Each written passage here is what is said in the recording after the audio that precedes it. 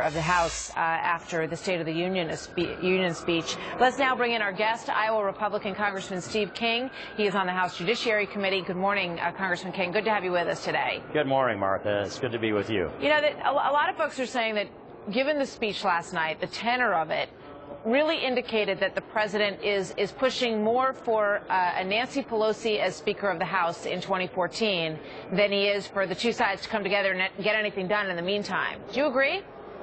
Well, I am convinced that the president's strategy, and I think inside his echo chamber at the White House, they are talking about Republicans who can be divided, about how they're going to drive wedges between us and split Republicans against Republicans.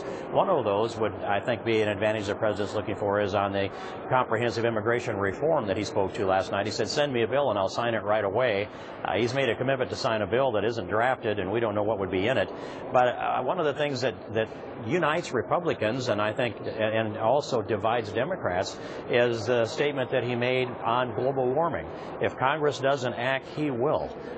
He has said that he's willing to cross constitutional lines and use the executive branch, executive orders and rules changes.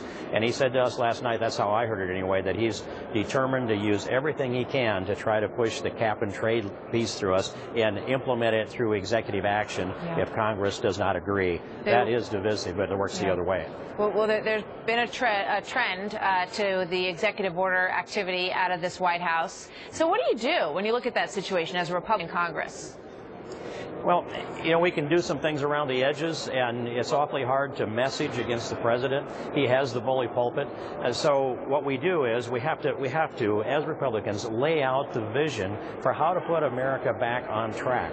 I noticed last night the president said the State of the Union is, he didn't say strong, he said stronger. And a lot of us thought, stronger than what?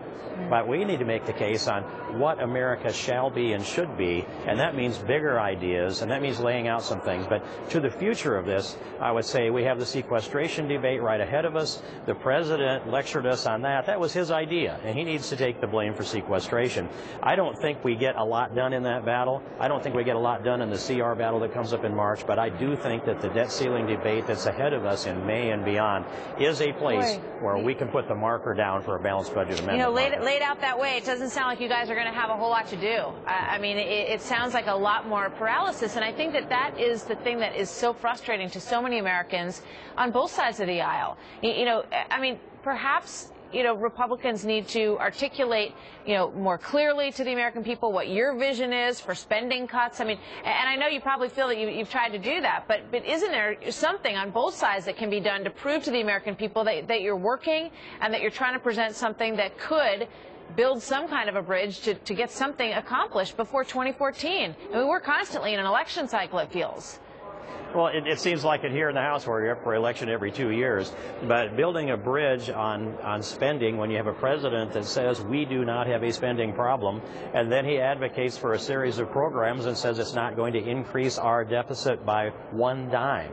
I don't know anybody that took that statement seriously, and I looked around the chamber and it was, how can he have the audacity to say such a thing? So we're a long ways away. Well, Republicans believe that spending's a problem. The president says it's not.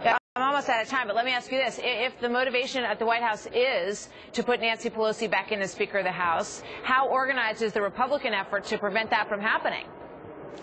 Well, of course we are organized, and there are all of our seats out there, or the people have elected the Republicans here and returned the majority back to the House.